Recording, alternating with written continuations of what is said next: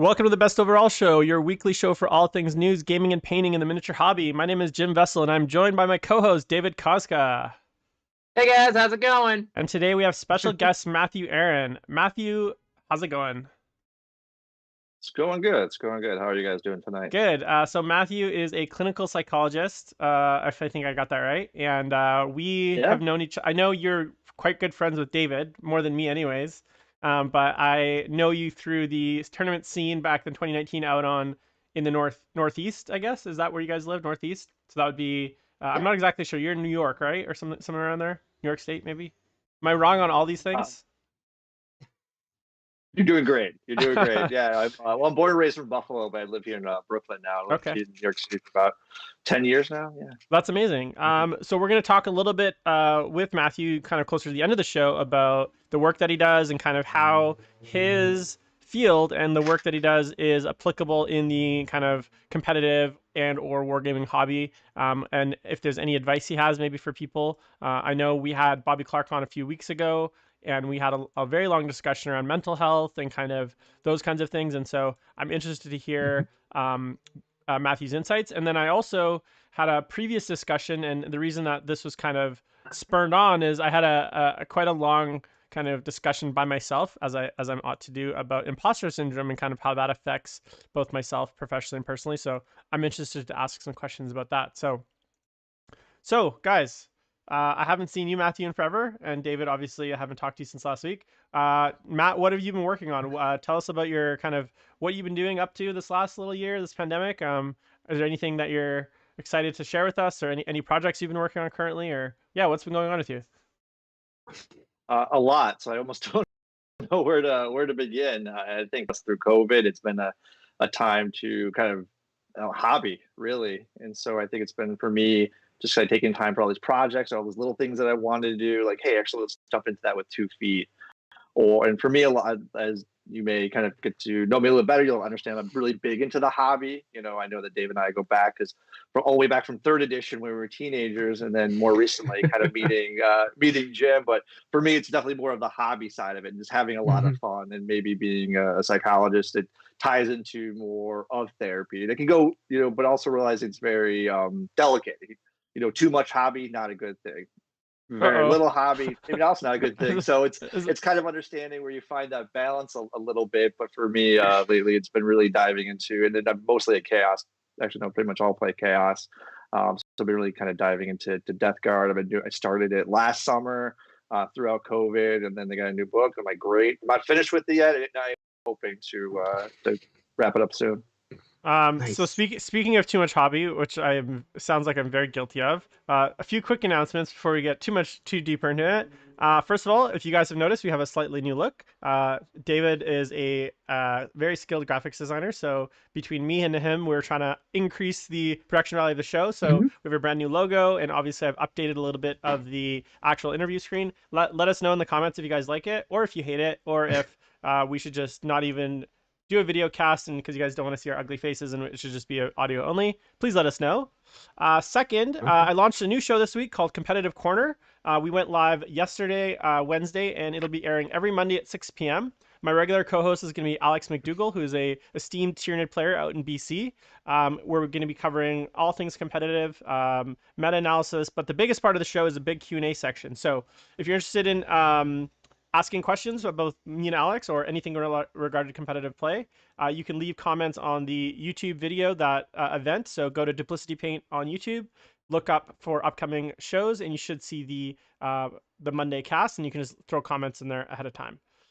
Second, as you'll notice, I added some nice screens on the bottom as to where you can find us. So Google Podcasts, Apple Podcasts, Spotify. We're also streaming live every Thursday on Twitch and YouTube. So please make sure to like and subscribe us on both those channels. It really does help the show, especially with like the weird algorithm and stuff. So if you do get a chance to listen to this on a podcast format, please make sure to go to YouTube and subscribe to the channel. I actually see the analytics. About 50% of you are not subscribed or following, but still consume the content. So shame on you.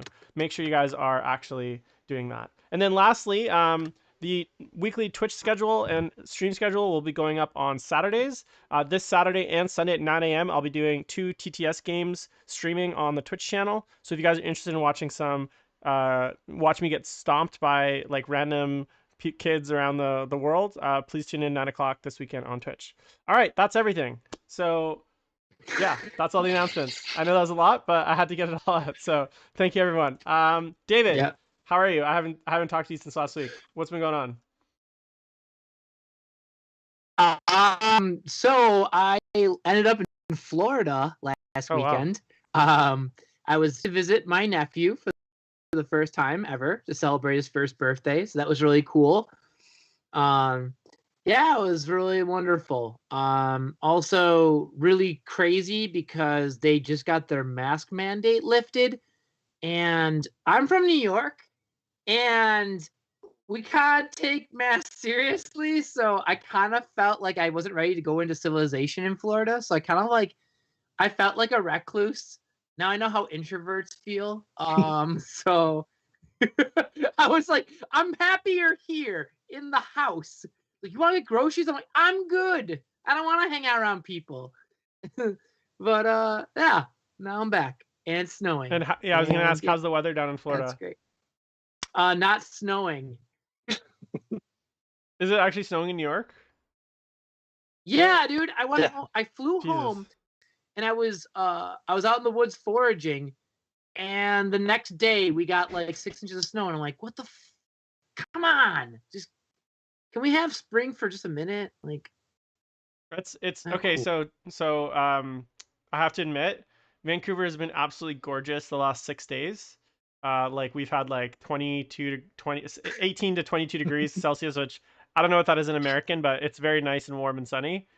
T-shirt weather, and I have not done anything outside. Like obviously it was 420 a few days ago, and all my friends were at the park, and I was like, I don't want to go talk to you. And for the most part, I've been just staying inside and doing like focusing on getting like stuff for the podcast done, working on some commission projects. I actually have started editing my first YouTube video, which is way harder than I thought and way more time consuming than I thought. Live streaming is so much easier because I can just come on and just shoot the shit. So keep an eye out for that on the YouTube channel. I'm going to be doing a tutorial on how to paint Soul Drinker's purple armor. And I already had to repaint the model once because I did the whole thing and then didn't like the footage, so reprimed them and started the whole tutorial again. So that's the level of the screw up I'm at with this video so far. And now the more I do it, the more I'm like, oh, it could be better. So I feel like this 15-minute painting video is going to probably take like 100 hours of my time, and it's going to be like hopefully Oscar-winning quality on my first video. Like that's my perfectionist in me, is like I don't want to release anything unless it's like the best painting video ever, and obviously it's not. So I'm just frustrated with myself and how shitty it is, but I think I'm just going to get it out there. So actually, if I may, mark what you just said, and we're gonna come back to that because I think it'll play in maybe a little bit later. But what you just said, I think, is really important, and you'll kind of understand why. So I might use you as an example in terms of this exact process you went through. Yeah. All right, sounds good. All right, so a few weekly news and hot takes. So Games Workshop has announced that their release schedule has been delayed again. So previously we were getting pre-orders and releases every 2 weeks, and now it's basically nothing for the next 3 weeks. On top of that, obviously we had the Curse City fiasco a few weeks ago. Bellacore pre-orders seem to basically be non-existent. Most stores, big or small, were getting 2 allocated. So Games Workshop in general just seems to be struggling very badly with just making things, basic things. Now, the one point I have in their defense is that I do understand that they're actually changing factories. So from what I understand, they're actually like moving across the street to like a new factory, and they're doing some sort of update to their like stocking system. So that obviously is something that we can maybe use as a bit of an excuse for them. But overall, guys, what do you think of like the current release schedule, and like, do you think Games Workshop is being transparent enough, or do you think that this is like 911? Because I kind of feel like a lot of people on the internet think it's the end of the world, and they get mad when GW releases too much stuff, and they get mad when people release too little. So what are your guys' thoughts on kind of all these happenings with the release schedule? Take it away, Matt. Yeah, I mean, I have different thoughts on it, but just in general, I think, I mean, as opposed to like third edition. Now I was out of it from like fourth, fifth, sixth, the very tail end of seventh. I got back into it because conveniently enough, I went to a friend's house and there were three lawyers. And what do I see? A Warhammer book, and I said, "Hey, what is that?" They're like, "Oh no, don't worry about it." Like, no, tell me everything about that because I used to play, when I was a teenager. So that kind of got me back into it. And yeah, at that time, even in seventh edition, like they weren't releasing anything as nearly as fast as they're doing now. And yet now it's kind of catching up to them. Like, for example, I just canceled a GW order today that I've been waiting 6 weeks for, and there's no sign in sight of them actually shipping it. So that's where you're kind of seeing the problem. I like how responsive GW is, especially with rules and new models, new Battlecore model. As a cast player, I'm like, yes, this is amazing. And yeah, but you might not get it for 2 months. And so it's kind of one of those things. Or well, why would you make it available on the website if it's not going to be available for a certain period of time? And so there are delays, and there's certain delays that they can forecast, like in terms of production line, things of that nature. And yet there's other things that are out of our control, like the canal being blocked, or how we're having to adapt with COVID. So life happens. So how do we adapt to it? Versus this is something that's out, and how they're so there's a lot of marketing things also involved with it, a lot of business decisions that are being made that we only see fractions of, and so it's kind of realizing for yourself what's the value, what's the value of like having to have that model right now, or delaying that gratification until later. Because if you want, you can get it. You're going to pay 10 times as much as the model is probably worth straight from the DW website, but you can get it. So it's kind of that, having that balance, I think, between the two. Knowing what you can find yourself in a position, okay, I grab this, or trading, or what have you. Or I think Jim's actually a great example, if I may, in terms of like, hey, this huge backlog, let's chip away at that too. And they kind of be mindful of that I actually have models here, and I don't need how to be on the the bleeding edge of the competitive scene. Yeah, I don't actually have a well, I'll get to my backlog in current projects when we talk about that next, but I kind of think that with this lack of movement, I think it would be nice if they maybe were a little bit more transparent on the future plans and release schedules and how they're going to get caught up, like just giving us a little bit of info on like what we can expect, because not just not just getting new releases, but like right now, like I might have a Bellacore, I'm not quite sure. Like my LGS says I had one, but like I won't know until I show up and have it in my hands. And after that, I know no one knows when it's going to be back. So they've just created this real frothy mouthed kind of fervor around getting stuff. And I know we had this conversation last week when we were talking about Curse City, which is like, I bought Curse City not because I want it, not because I was going to play it, because I knew if I didn't buy it, I probably wouldn't get it. And that was still at the time when I thought it would get restocked. But I'm just so used to GW selling something and then it just being gone. I basically impulse bought it and have it just so that, because like we're in full lockdown here in Vancouver, like, and it's bad, right? So I can't see my friends. So like I didn't buy it out of a need for the box. And I even said that to my LGS. I'm like, damn it, I'm buying this now. I probably don't need it right now, but I'm buying it because like I'm worried that it might not be back in stock for 6 months, and maybe I want to play it in 3 months. And sure enough, now it's never coming back, which is a whole other thing, and we can talk about that. But even with Bellacore, right?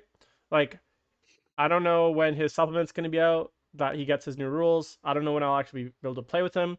I have 5,000 points of Dark Angels commission and a Silent King to work on before I get to Bellacore. So I have 3 months of painting ahead of me. So did I really need Bellacore right now? No. But I bought him because I need it. I'm worried if I don't get him now, in 2 months when I want to start painting him, I still won't be able to get them. And that's a huge issue. So I wish they just are a little bit more transparent on that stuff. Yeah.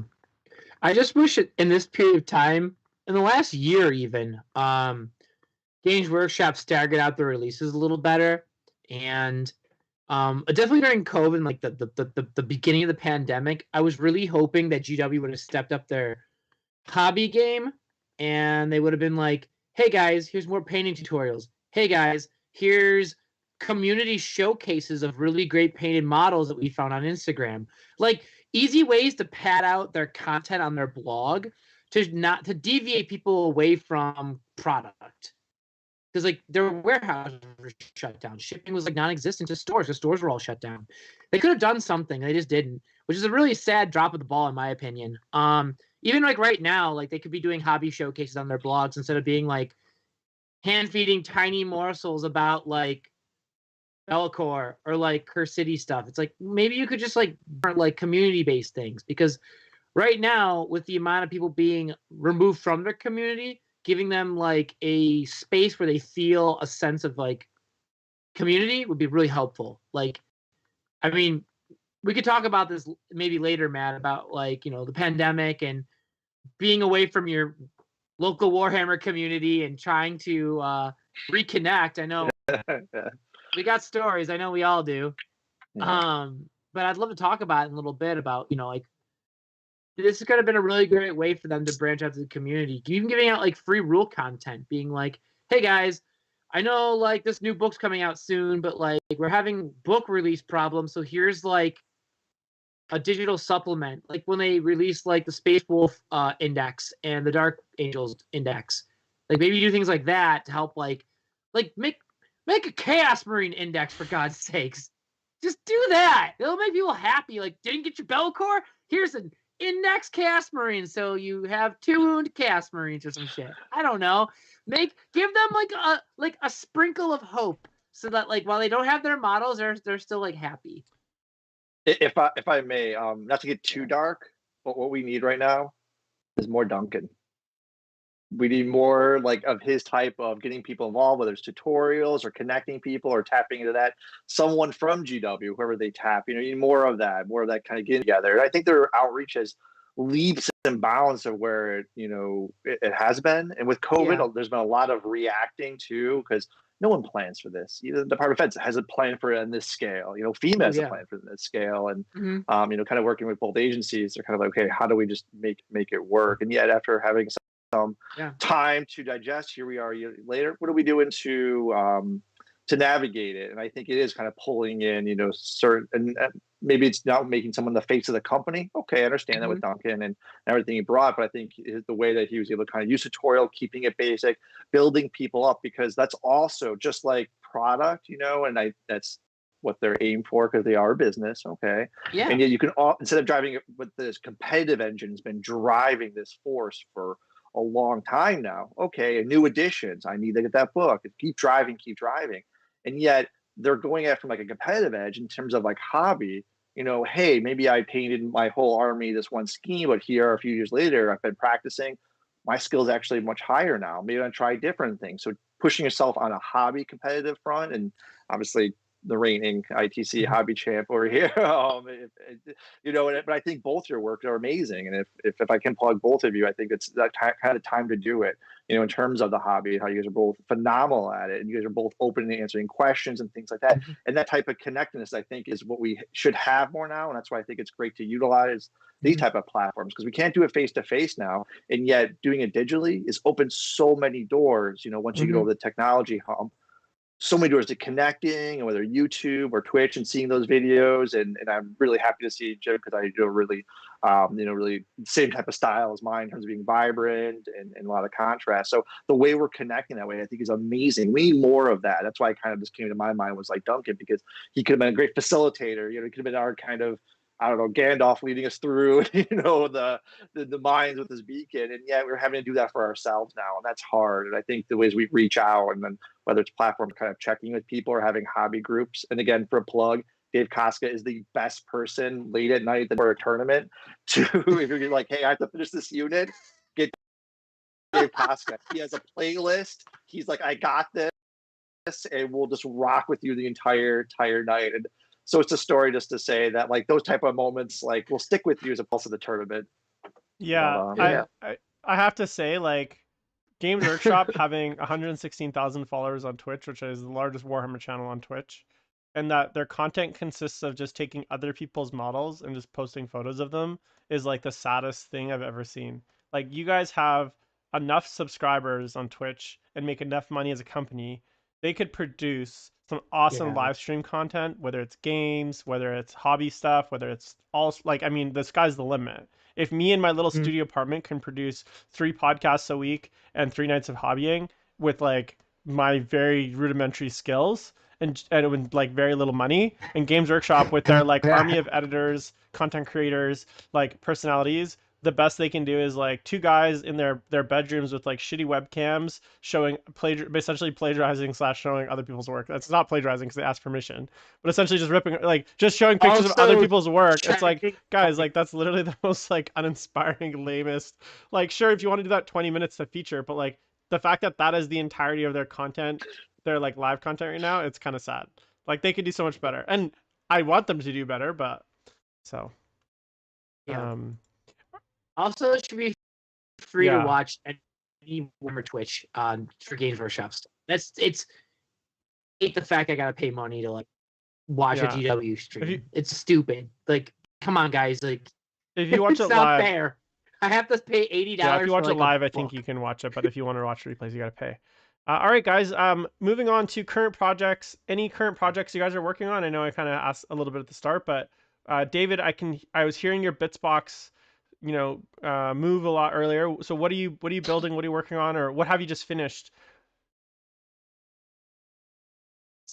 At a local store, and okay, so in the last 3 weeks, I bought an Invictor Warsuit, another Titanicus model, and I bought the Blood Bowl team, the mustache, corn pop. Dude, there's a bit. The dude has a giant beard with a corncob pipe, and he's just like running, and I'm just like, what the?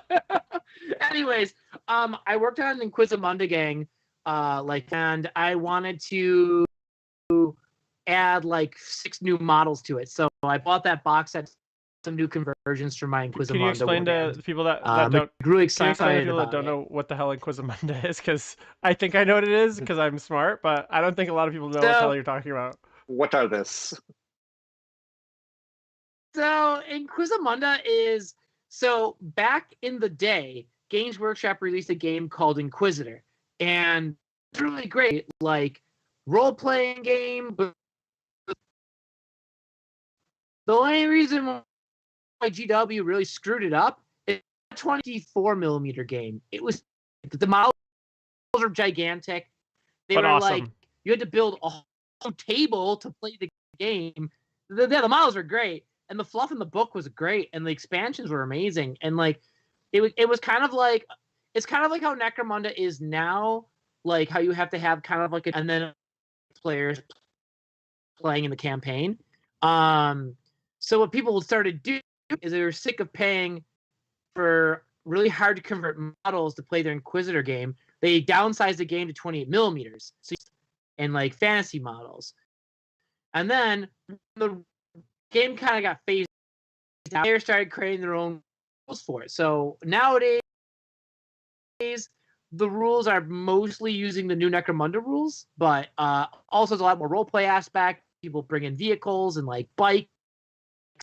We call it INQ28, Inc28. So if you look at a hashtag INQ28, you're going to find some of the wildest conversions and narratives you could possibly think of in the 40K universe. It's inspired by John Blanche artwork. So you're going to see a lot of really wonky, grimdark conversions that are just a mashup of super high gothic and mega futurist. There's so many amazing sculptors in the community. So I had to piggyback. Not well, but I enjoy brushing the... I like walking with giants, because they're monolithic in their ability, and I just being like, wow, look at these conversions. And if one of them likes my photo, I just like blow up. That's like, amazing. Oh. I've been meaning an excuse to paint the 28mm Eisenhorn novel, because as I think me and you had talked about previously, we just both finished reading Penitent, which is the Beckwin trilogy books, and every time I read those books, I'm like, I have to have all these characters, models of them. And I know Eisenhorn exists, and I know I actually have a 54mm Cherubiel model in assorted bits, and a bunch of old Inquisitor bits in my bits box. So I really like that. I think. Sorry. Have you? Oh, I was gonna say, Matt, have you been following the Eisenhorn series at all, or not really? Not really. So I have been able to kind of stay in touch with with it too. So I have a long commute here in New York, subway or drive. It's pretty much an hour a day. So if I'm not like listening to, podcast or something like that, I'll be able to kind of slide, in a various book. It's like one of those things where I'm like, okay, it's like the horse heresy. If I start this in the end, you can't what's going to happen at the end, but you take it step by step. If you jump around, at least in my how do you know what happens at the end of the horse heresy? Right. Well, there's this thing called 40K that's all about what happened. But in terms of the eyes of the horse, I don't know exactly what happens in the end of that. I'm talking about the horse, like the horse heresy, just in general. But it's like you still know the steps along the way, and so like there's like a certain point. Just don't spoil it. I'm really rooting for Horace, so I'm hoping he ends up taking the whole thing. I mean, so please don't ruin it for me. We're both chaos. He's doing really good so far. I don't see anything wrong with. Sorry. What have you been working on, Matt? Like any models, any projects, anything recently finished? Yeah, so I started early, even before I would say like 2019. I was like, okay, let's with the new Death Guard kits coming out, let's start building them up. And I wanted to do an alternate scheme. And if you typically from like a Adepticon, it's like really bright and neon demon colors, and I love it because it's able to bring in with 40 grim dark. All the models are dark, and for me, it's kind of like, hey, how do we brighten this up a little bit to kind of catch your eye, but also for me, it speaks to more of those demonic things. And so lately with Death Guard, like, how do I do Death Guard, which is more like decay, which is also dark, but brightened up. And with a turquoise, you're able to kind of pull in the green elements, but the blue makes it pop. And with the rusty, so I'm kind of working on a lot of Death Guard because it's right in our backyard. With Atlantic City Open coming up, it's been kind of a good initiative to get things going. Now I converted like months and months, and now it's like, okay, now I actually sit down and start painting, like everything from making to Death Rock Terminators with wings to using Blight Lord Terminators. I'm really big into converting and just going nuts. And I just showed off a adapter. So really big into converting because it's been a lot of fun for me. And I'm able to kind of do that, if I'm on call like overnight or what have you, that I'm able to, I'm able to drink or anything do like that, but I have to be responsive. So, okay, maybe I'll kind of paint for a little bit. Or so building you could pick up and put down. But for painting, I have to like finish all the armor and then I can like walk away, or else then I come back to it and I'm like, where was I? What was the recipe here too? So it's been a slow grow, but I think with this coming up, and I think if events opening up, it's going to kind of put some wind back into our set. Because again, with thinking in mind, not just competitive, but also with the you bring your army to a tournament. People, how'd you do that? Just like you guys did for me, others in the sense of like, oh, this is how I did. You can do it, and kind of working with people, and that's how a community builds itself. That's really, really great. That's awesome. And if you guys want, I will definitely link Matt's Instagram if he's cool with it in the show notes later. He posts a lot of his hobby stuff there, and as he's got a great looking army, tons of cool conversions. Definitely converts a lot more than me, which I appreciate, especially Death Guard, which I just kind of gave up on my Death Shroud. Now I have a very important question for you, Matt. How many Death Shroud Terminators do you have, and why is it not enough?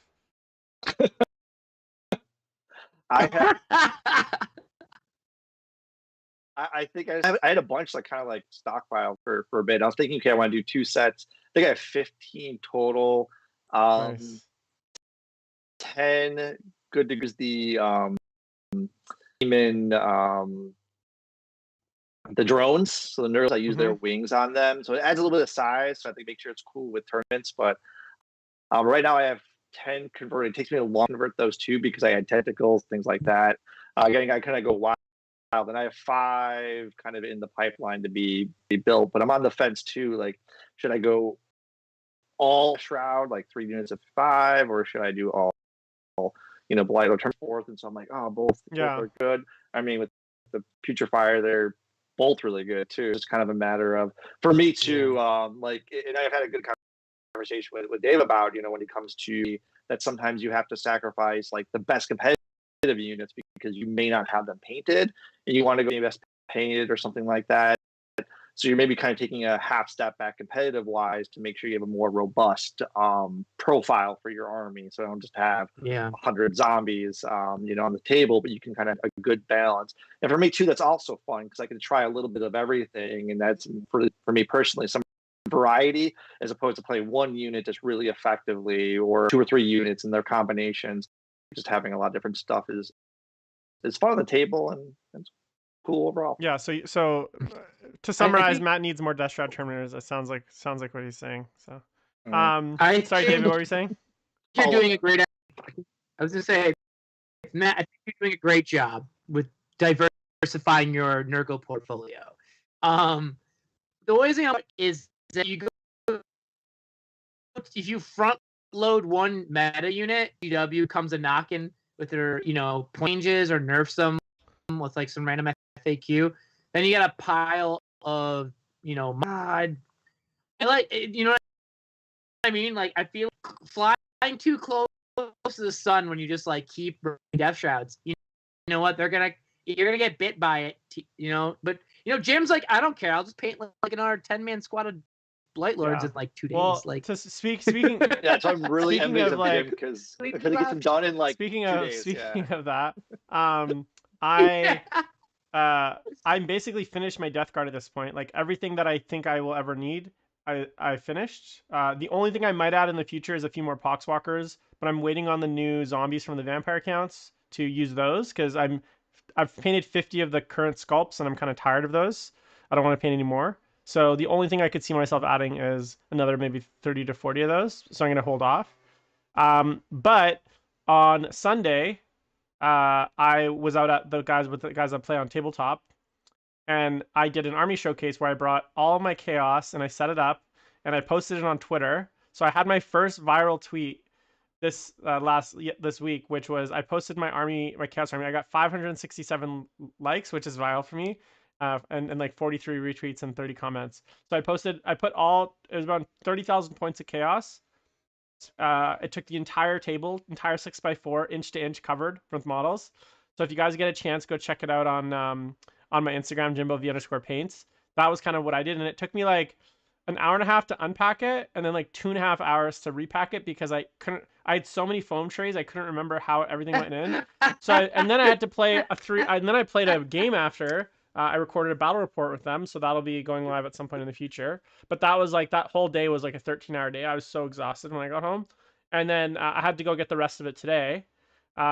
So that was kind of like my hobby. And then I'll grab it here because it's close by. I did a custom scratch built Karn the Betrayer, painted in 30K colors for a client, commission client. So I'm going to send that off this week.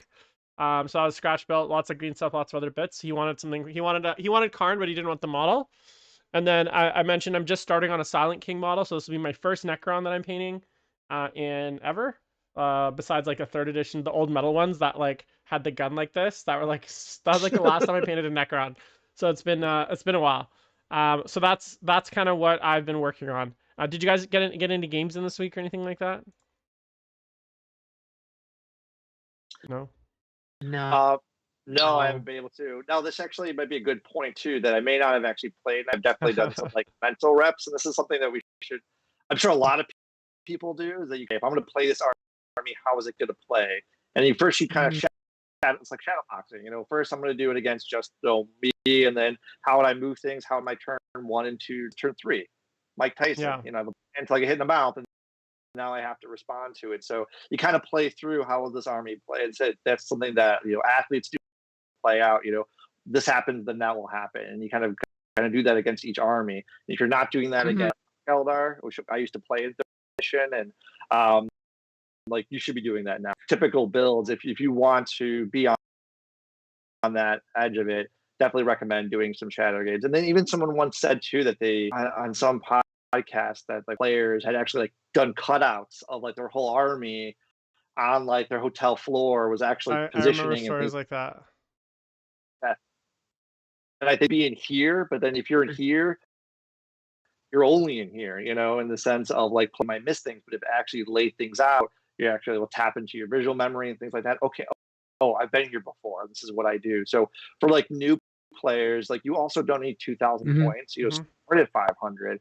Start with those patrols, then build them up, and then you can kind of get a better army play. It's gonna be pretty daunting, especially if you make a hobby and like want to play. And obviously, if you're being appropriate in terms of social distancing, which you can do and play Warhammer, you're able to kind of just take it one step at a time and not feel too overwhelming. Because because that's what's going to happen as soon as things like this. Hobby is going to explode again because people have been behind. Not able to do much except hobby, and yet so you're able to you're going to see that happening, and so it can be overwhelming. Yeah, it's funny Mhm. because when you mention social distancing, I don't know why, but like there's like war movies where they have like the big like battlefield map and like the little like models of everything, and then there's a dude with like a stick just pushing around like the little pieces. Like I'd love it if 40K was simple enough Push. where I could just like push little like from 6 feet away, I could just use this like crap stick to like push my models around and be like, I have you, and like I just like maneuver them into play using like a 6 foot stick. That'd be great. You mentioned Warhammer Fantasy would be so good right now for that. yeah, All the movement trays, you just like slide on the movement tray and push it around, and just have like twirly mustache. Damn. So I wanted to move into our first main topic, which is the concept of 3D printed models. Now, I think we're all familiar with 3D printed models, and from just the last 5 years, I would say the technology, like 3D printed models, used to be something that either you had to have like a $1,000 trillion high fab printer, or it was like the PLA, which was like that weird like plastic snake printers. But the resin printers that have come out in the last 2 to 3 years, especially like things like the N-cubic mono, some of these other printers where they're like, $400 to $500, so not like not cheap, but not a ton of money. You're probably looking at $600 or $700 all in with all the resin and the UV and the washer and the da da da da da. But the technology has gotten extremely good. And the actual data files, so the STLs, which are the types of files that we use in 3D printers, there's whole Patreons and sculpting groups that do like monthly releases. There's tons of 3D printed models for all sorts of sci-fi, fantasy, whatever these days. So it seems to me this is something that we're not quite there where it's like every home has a 3D printer, right? But it's like not a microwave or anything. But it seems to me that this is going to be the future of the hobby. So what are your guys' experience with 3D printed models? What do you think of this? Is it something that Games Workshop should be scared of? Do you think that they're something that you guys are into? Do you guys have any experience with them? Yeah, what are you guys' thoughts on that? Because I feel like it is a bit of like a gorilla. It's like an asteroid coming for the hobby universe, but like everyone is pretending that it's not on its way, and maybe we'll end up like the dinosaurs, or maybe we'll end up like sharks that survived millions of years. What do you guys think? So I have a friend who lives pretty close to me. He's been playing 40K with me for quite some time. He started print off replacement parts and with like his printers, and then made like a hustle out of it and picked up a bunch of resin printers. And unbeknownst to him, like 40K subculture groups that really need specific bits. Like if you're a typer, you like 3D printed stuff because like GW doesn't pump out the bits you need to make your models. So like a resin printer, and there's a bunch of guys online who make amazing resin printed like parts for models that have rules, but they don't have parts, so you have to have them 3D printed, and that's the only way we can get them. Also, it's like if you want cool bases, they'll like 3D rhinos that are like the proper size for your models on your bases, and little cool nameplates that you can put on the front of your bases. Like if your Titan has a cool ass Latin name, like Fidelis around there. Like it's really awesome. I mean, like if you're playing like a custom, you want specific bits, you can go on Shape, or if you want like storm shields with your chapter on it, you can get them. As a person who's trying to learn how to hand sculpt everything a bit, it annoys me a bit because I was like, I feel like but I respect people who are smart enough to just be like, screw it, I don't have to learn this because I can just have someone make me it. Smart. Like there's some sculptors I know that make everything up, and I like idolize what they can do, and I'm trying stubbornly to do it. And there's people that are just like, oh yeah, those breacher shields look really cool with like an Aquila on it, or like the Eye of Horus. doesn't make those, or Forge World doesn't, so I can just go on Shapeways, and they're there, and they look. I'm going with this more than like I respect in certain games, like it's a necessity. 40K player, I'm just stubborn, and I'm just like, but I respect it. If you want to use them, that's great. Build less things out of the box. Bits is the thing. I'm cool with bits. Fully 3D printed models, that just I don't like. I put my foot down on that. Like, you play Magic and you go to a tournament and you show up with you went online, you printed out the card that's like a mythic stuck in the sleeve. like it doesn't feel right. Like I just feel like that's just like something about it. Like, no, don't approve of that. I don't know. That ain't right. All right. What about you? What about you, Matthew? What's your experience with 3D printed models? Like, have you dabbled in them, I guess, or anything like that? No, not myself personally. I think I've purchased maybe one or two things from like Shapeways because like I really like that like specific bit. So like they like specific bits. Like you'll see from like Army, like, hey, I want a kind of flavor to it, and I think that's important, because how many times can you see an intercessor? Like you only do so much with just the basic model, no matter how many coats of paint. So how do you customize it? Maybe how do I see this having pattern? Well, maybe I'm not good at painting. The Ace of Spades or something like that. I don't know, I'm just kind of making something up, but like maybe they just want a specific bit, like the jetpacks that they have. Maybe I want anything else. I think I got Emperor's Children Sonic blasters that were custom. But yeah, Shapeways are kind of paying for what you get in terms of the customization. And before I go too farther, I think there's a really important point, and I'm taking it from Haspel. Like, you got to pay the artist. Period. Pay the artist. And yeah, it's difficult because GW says, hey, artist, I'll pay you this work. Now I own this work. So then GW owns that work. So if you're doing a one-for-one copy, that's plagiarism. For example, I could not only license if I plagiarize, in certain data, I can be brought up in criminal charges. It's that serious in terms of like our field, in terms of mental health and being a take plagiarism very, very serious. So one-on-one copies plagiarism. And right. Blurring the lines of like, it's kind of the example is, hey, when you ask to copy someone's home, hey, no, just change a few things so you know it's yours. That's what we're starting to see now, like just enough where it shades, where it's not technically, it's a little bit different. Is it a bit? Is it a whole model? That's where it kind of comes under the ethics behind it. I think artists should be fully 100%, reimbursed for their top fair rate.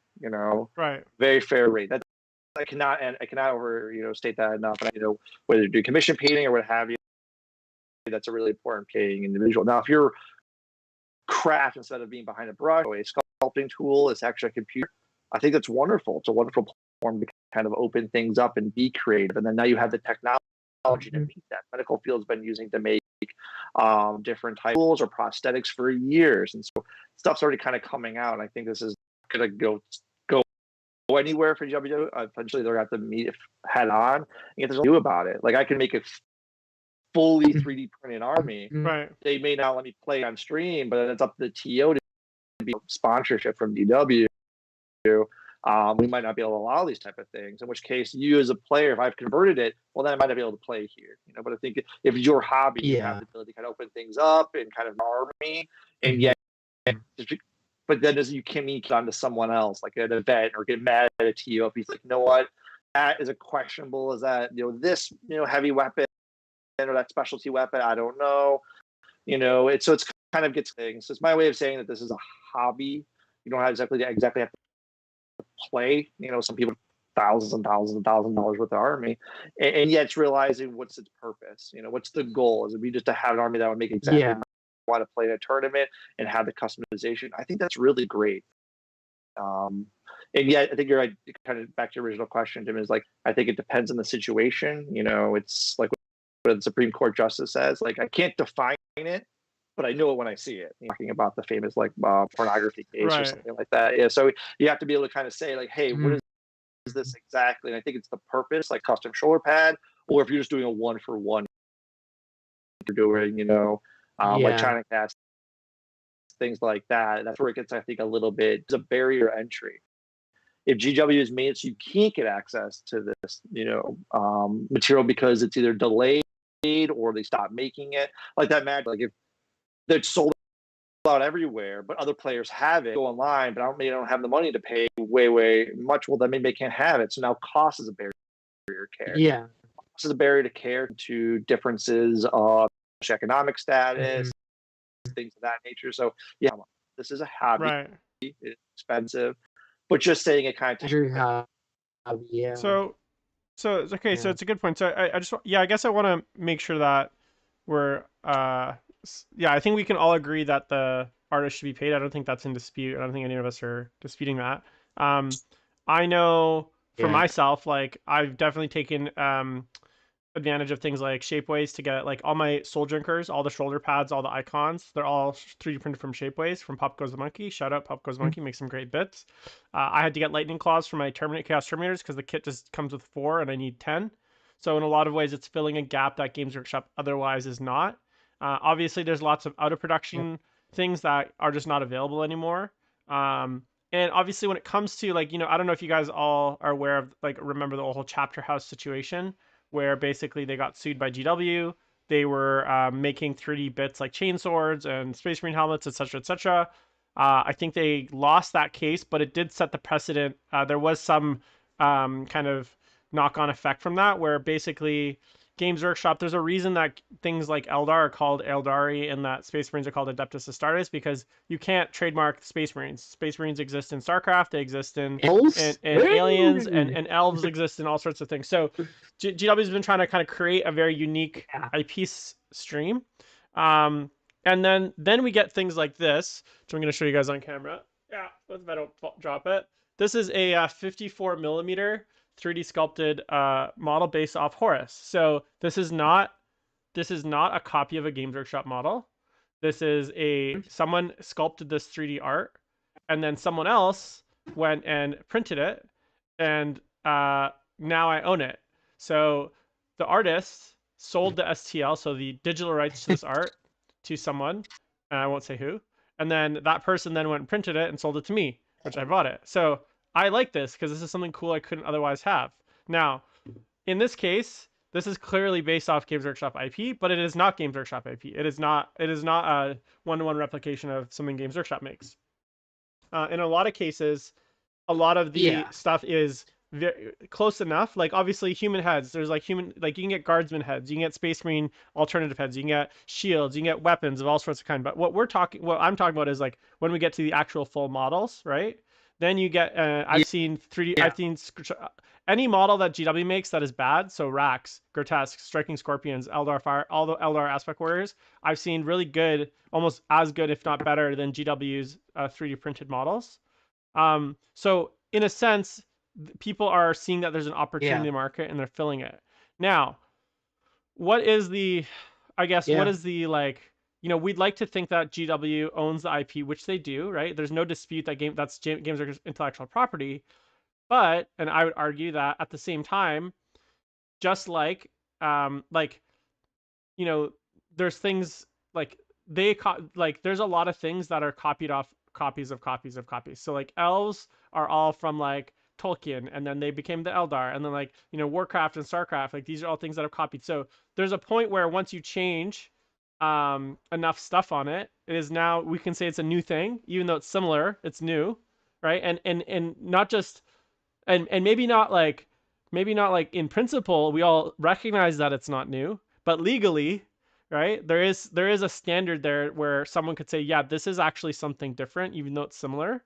There's maybe 80% similarities, but 10% of it's enough different that we can say that this is not infringing on copyrights.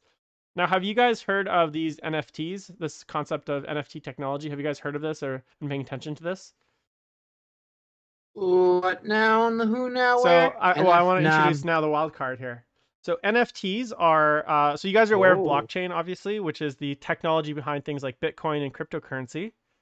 So you want the artwork thing? That's right. Yeah. So NFTs are stands for they're non-fungible tokens, and essentially it is a like token slash like let's say a serial number that I could give to a digital piece of art. So like let's say I make an STL file, Games Workshop makes an STL file, right? I assign this NFT to it, and the only way that it can be used, it can't be replicated, it can't be used. It's kind of set up in a way where there's only this one copy of it, right? So do you think that is something that we could see in the future? Because I believe Games Workshop at some point, whether it's now, in 10 years, the technology is not good enough or widespread enough for it to be an issue right now, and we're never going to have injected mold home like easy bake injected molded plastic machines, right? But do you guys think that this is something Games Workshop should take on head on and join in this movement? Or do you think what they should do what they're doing now, which is army of lawyers, cease and desists, trying to put out all these fires? Because right now, the guy that sold me this Horus is no longer existing digitally because he got a cease and desist from Games Workshop. And I know that happens quite a bit right now. And a lot of people say like the Stardays thing is a really good example. I don't know why he ended up joining Games Workshop. So he was giving away the art, the fan art for free, but he also had a Patreon that funded his time to make it. So so technically he wasn't selling the movie, the Astartes films, but because he had a Patreon, people supported him to the tune of like 100 euro, 100,000 euro a year in Patreon. So is he at that point? Is he selling Games Workshop IP? No. So he's technically not running afoul of the law, but he is profiting off the existence of it in some way based on Games Workshop. And I guess IP. my point is like, do you think Games Workshop should, or any model company for that matter? So like, we haven't seen a ton of, like, obviously Mantic, Privateer Press, who are the other big ones, like Corvus Bell, whatever. These guys are not embracing the 3D printed thing where they're like, hey, you can buy our STLs, we'll use the NFT technology, buy our STLs. Well, you can buy them in store. We'll sell you the plastic one, or if you want to buy a digital version, we'll sell you it. No serious game companies done that. Do you think that that's something Games Workshop could or should or would ever do? No, I don't think they will. I think they've invested too much money into manufacturing and everything to ever consider just sending their files away to people. The fact that they are pretty stringent on their legal watchdogging, they probably will be able to maintain their current, business model for quite a while. I mean, people. The whole thing is like this.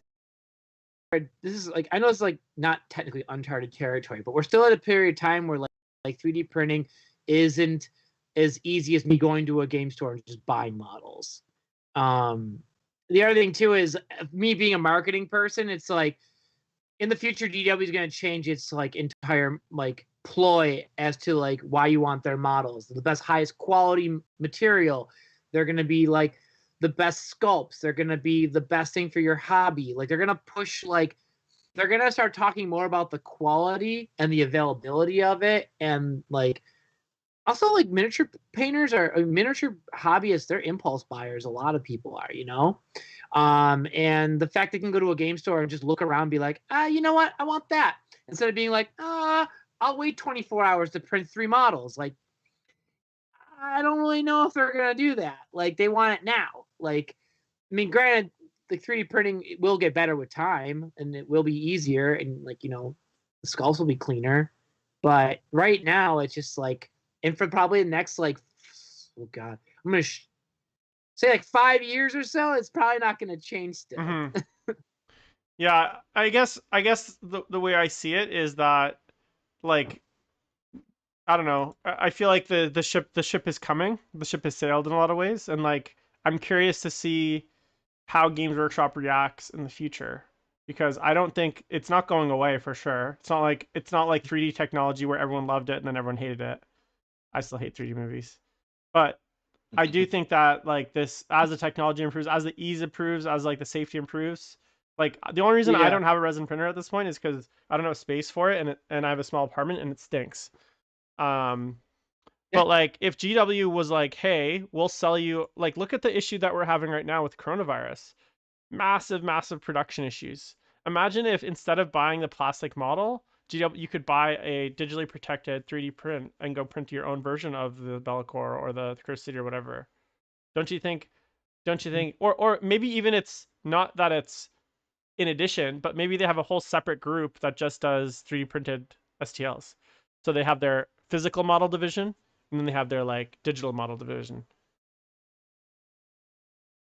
Isn't that what like Anvil Industries has gone to? They've kind of gone to like a hybrid. They have bits you can only get, ordered from them directly, or then the type of like portfolio. There's only special models available there. So I think they're a little. That was kind of coming to mind discussing. Is there kind of a hybrid model, but they just do just bits, and GW is much bigger. And, we can't be trusted. Essentially, what I mean by that is that when you get a GW product, there's quality control. You get the box, you get everything inside of it. You know where you're going to get. It's to a certain. My Forge-rolled models would disagree with you, because I feel like in the plastics for sure, but when it comes to fine cast and Forge-rolled, their quality is not any better than like many small miniature manufacturers. Oh, I chose my words very carefully, because virtual. I mean, resin is so much different, but with plastics, the crispness, and no one beats them when it comes to plastics. And yet, there's a high overhead for making plastics, and so for more customization, you'll need a resin. I don't think they will, because I think they are like, here's our vision of what a GW model looks like in our theme. Kind talked about earlier regarding how you have to have copyrights, and this has to be like our version of an elf, or look like what's happening, with their undead models and things like that. So they have to become very unique. They can have zombies. That's be a zombie that it's definitely a GW zombie. So things like that they want to make sure the quality of the prints are a certain way, or even with Forge books, we've all gotten that model. You're like, how did this pass? Like, all right, hot water or something like that to kind of make it work. And so I think it's maybe of the print and things like that. So I say we can't be trusted to make good quality prints, but also we can't be trusted to not just make a bunch of these, models and then like give them to our friends or what have you. And then they're wondering why we're not making as much. And it's we're gamers, and that's kind of what you'll see maybe a lot of times. If you can be trusted just to print one model, sure. Is that what maybe the technology can do, Jim? Like if you get this file, it can only produce one of it, and then it like deletes itself or something. Yeah, I mean, I'm not sure, and like I don't know how you could do that, because like, what if my print screws up? Right? Like what if, which it often does. I've seen a lot of horrendous 3D prints. Like what happens if my printer, like I like lose power, or my print turns into a mush, or the plate is misaligned and the thing is all screwed up. So I think there's lots of questions to be answered there. I don't have the answer, but one other suggestion I've heard before also from like I think I saw this on Midwinter Minis was, when you look at the backlog of Games Workshop models, the things that are out of production, old bits, right now you can't get them. What if Games Workshop, just like they license their video games, right? They licensed a third-party, high-quality, so high-end 3D printing company to take their whole backlog of out-of-production miniatures, scan them into 3D, and then produce, or at least supply, bits and parts and models of their entire out-of-production backlog. So what it does, A, is it removes Games Workshop from having to do it, which they can't. B, because it's kind of made to order, essentially, because it's 3D printed, you don't have to sit on a massive inventory, right? And C, it enables gamers like us to get old models and old bits directly from Games Workshop and give them the money, the owners of the IP, the original owners of the IP, and we get ideally a high quality. They've partnered with someone that's a very high quality producer of these, so it's not like Bob in his basement with his like three printers, but it's like a company that does this professionally. And we know that they use 3D prints already, because a lot of their, if you look at some of the very early heavy metal paint jobs and in the previews, you can often see 3D printed lines, because those heavy metal models are painted months, like 6 to 8 months out from when the actual plastic models are ready.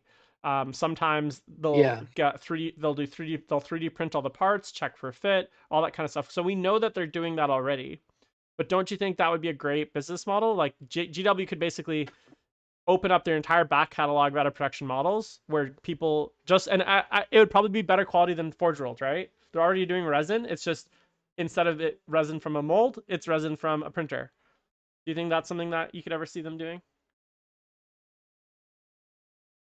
I don't see it happening, man. You don't have much faith in their business practices. Dude, they're like hoarding dragons, man. They're not gonna let their treasure out to the public. Digital files are like But not even this isn't to the public though. This would be like to a I license. know I'm aware of that, but here's the thing though, like companies that get those files, they'll find their way to other people. Like it's inevitable. It's you can't keep things under lock and key. Like some random dude, like we have like China Cast right now. You know, we have like companies from like China, from like Ukraine that sculpt recast amazing Forge World quality models. Imagine if they had the access to digital files, you'd have like zero fuck ups. You just have like bootleg digital file printed like amazing models. Like I can't wait for the TV show that's like Games Workshop like espionage, like it's like the Americans, that spy show, but like Games Workshop. And it's like people sneaking in to steal STL files on like flash drives and sneak them out. You know, it doesn't sound that crazy when you think about it. It's like, no, it's not even that hard, dude. You probably just like hack someone's computer, get the files, and just be like, all right, we have the files. I mean, they can do that now because like GW already does everything in 3D in like CAD, so it's like the files are there. Yeah, they're on someone's computer, David. So if you want to go sneaking around, go if there's more computers, go get us some future releases. Okay, I think that's, I don't know, any final thoughts on this 3D printing? Yeah, I was gonna say, Jim, like I like the idea. You're kind of like, hey, how do we open up? Because some people just prefer the old type models and they can't get access to them, or maybe you're just now getting the hobby. And you're like, hey, what are these old? Oh, I really like that range. And yet, if you feel like GW is going to do something that's the best interest of its customers, you may not have been paying attention. Maybe the past. That's true. Just saying.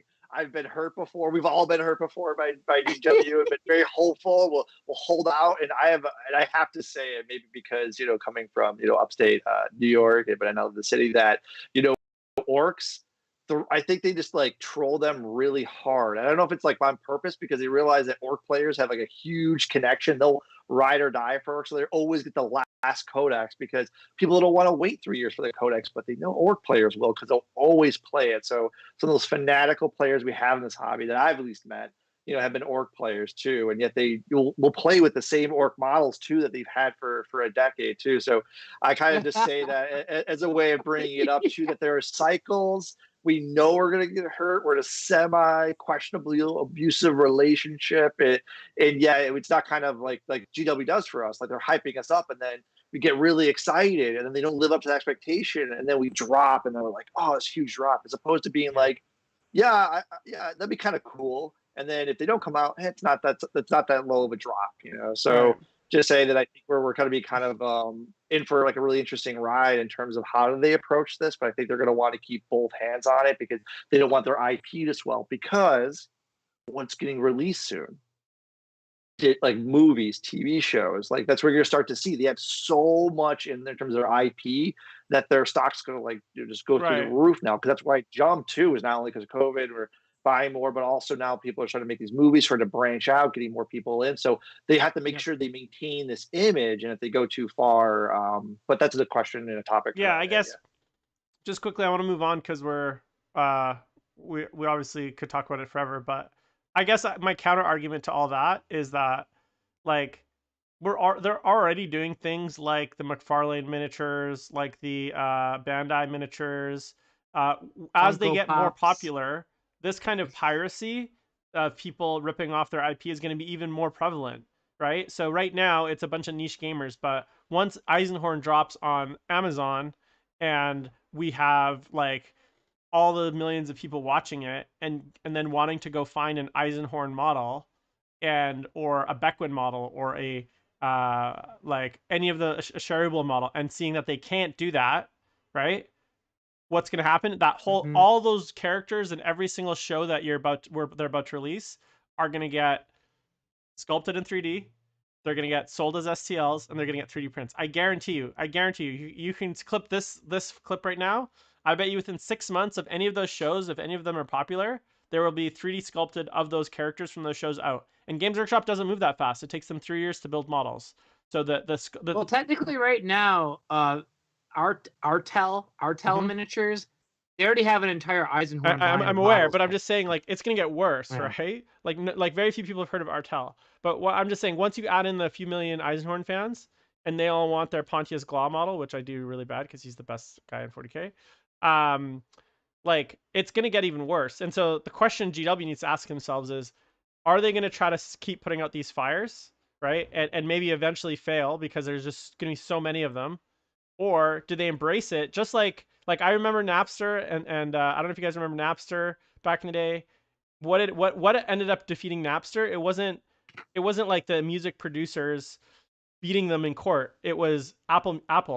It was Apple with the iPod Metallica. and Apple Music. Yeah, they created whining. Metallica. well, right, but I want to make more money. I'm so metal. But no, my point is like what actually finally ended up beating Napster and like LimeWire and all these things was not the lawsuits, the cease and desists. It was creating something better that people prefer to use. And so if GW does kind of thinks about that example and says, hey, instead of trying to put out all these fires and fight all these different little producers, all these little, mom and pops that are going to do our thing, we're going to do it. We're going to do it better than everyone else, and we're going to price it fairly. And people will have faith and they'll want to buy it from us because they trust us already. They have that relationship with us already. We're going to have our distribution networks. We're going to have our quality standards.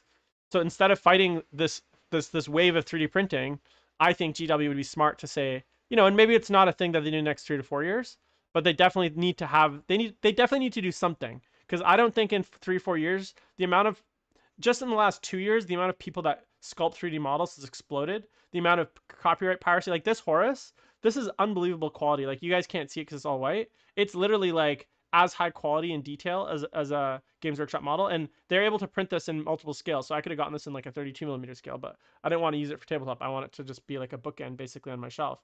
But my point is like there's going to be a point where they're not going to be able to fight all these guys, or it's just like they need to. I think they should embrace it. But yeah. Anyways, that's I guess my thoughts on it. But all right, Matthew, we are going to talk about you a little bit. So you're a clinical psychologist. Maybe you could just start by telling the listeners what you do. Maybe even tell us like how and why you got into it, because I'm kind of interested in hear that story a little bit. It's like what drew you to the field, and maybe talk a little bit about the work that you do now.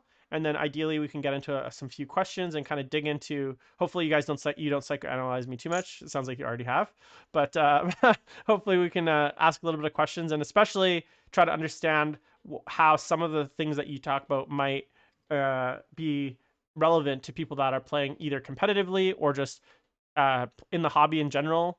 So take it away.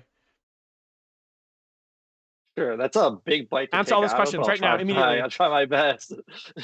Go. A little bit about myself. I mentioned, born and raised in Buffalo. That's how I met Dave at a local GW store, and and so I'm actually in the military, part time with the reserves, and so actually getting into being a clinical psychologist was kind of a fluke. I had made pre-med my minor, actually my minor, pre-med was my major, and at the time, I essentially was just like, hey, you have to finish. I was like, no, I need another semester. Like, no, you have to finish now. So I had to audible my senior year to make psychology my major, and I was like, actually, this is really interesting for me personally. It's easy to reset a broken bone or give an IV or things of that nature. And for psychology, it got me thinking, and I would have to ruminate and hey, I kind of like this. I kind of like this. And so I actually got an educational delay to essentially go to school. And so I did. I deployed, came back, and started my doctoral program, and have been done now for a little bit. So mostly, that's for a lot of my military experience comes in is working with them as a provider, and certainly but also there's a level above that, and it's like health and wellness. How do we kind of encourage that, and how do we promote that? Also, you have more of a sports psychology frame, and that's where my kind of background is, specifically the field of trauma psychology, given my military specialty, but also in sports psychology, performance enhancement. And so that's where I kind of see myself in terms of like this hobby, and certainly, for myself, but for others, and kind of encouraging that too. I think there's a lot of parallels, a lot of things in the different types of overlap, kind of, really utilize some of the fundamental training people to be super soldiers or anything like that. That's lame. How do we have a good... I'm kidding. Wait, why do we even have you on then? I thought we were trying to learn how to become Space Marines. Damn it. I mean, we could. I mean, it's what they did in the '60s to brainwash people. They just kept them up all night. That's how cults started. They kept people up all night, didn't feed them, didn't let them sleep until they just submitted, and then that's how the people got brainwashed in the '60s. And then when people would come grab them and say, "Hey, you're not supposed to be with us," that they would be like, have to deprogram them. So that's kind of a little. It's kind of looking at what my role is. When you see a doctor, the doctor may prescribe something or gives you a regimen. Gives you something. How I practice therapeutically is helping really me to help you help yourself in a variety of ways, and there's different ways that can kind of come about. If there's pathology, certainly you have to address that. There's also people who are higher functioning, or with COVID, everyone's scared. Everyone is. If you're not scared, you're either fooling yourself, at least when COVID started, or you're delusional or in denial. And denial is a strong, primitive psychological defense that we all utilize when we need to. And with COVID, we don't. I mean, it's just interesting because you're seeing more people as they were like publicly saying, denying this isn't a thing, and here they are now with COVID saying that, oh, actually, I almost died. Yeah, because it's a really serious thing. And so I bring up COVID as a way of saying that it's really isolated us as a community. I identify myself, with this community as well in the hobby, and in my process too. It's kind of just going through. That's just going through the motions, but as I'm painting or hobbying, I'm thinking about things or processing things. And so it's good because I'm working through that as I'm, modeling. And yet, if that's all I'm doing, if I'm not going outside, if I'm not actually not hanging out with friends, if I'm not having a more robust life and just doing work, well, that's the extreme of it, And yet with COVID, what else can I do? So it's realized when things start to open up, how do I kind of open things up and kind of have that balance? And I think, when we talk about mental health, it's because we talk about how we feel, or, hey, I'm really upset that you did that, when it comes to a bad dice roll, or, hey, I'm really, frustrated that I keep having to remind you, to roll dice in front of me, so you can talk about the way you feel, but it doesn't have to be really deep and personal and tapping all these things where you can express yourself, just like I, express my opinions, which everyone does, how do we express how we're feeling, having more of a culture of that and a culture of acceptance. And when it comes to the online community, tends to be pretty vicious. And there's studies about this that, when we're online, it's a persona, kind of like an avatar, that there's very little consequences if I've created this profile. It's a buffer. So I therefore can kind of, go about that. And there's all sorts of thought experiments of like what that looks like and what people will do when they're given that space. And so as we're finding ourselves using these platforms, which I think in terms of Twitter, YouTube, or just kind of doing FaceTime for hobby night, things like that. That's all great stuff. And yet it's the idea when it comes back at you, when you make a mistake or someone criticizes you, that can really hurt. Like I just poured a lot of time into this, and someone's kind of criticizing, I am not, Angel, I'm not a phenomenal, pay thousands of dollars per bit. He's phenomenal. And yet, but if I'm holding myself to his standard, and then my model's not that standard, what happens?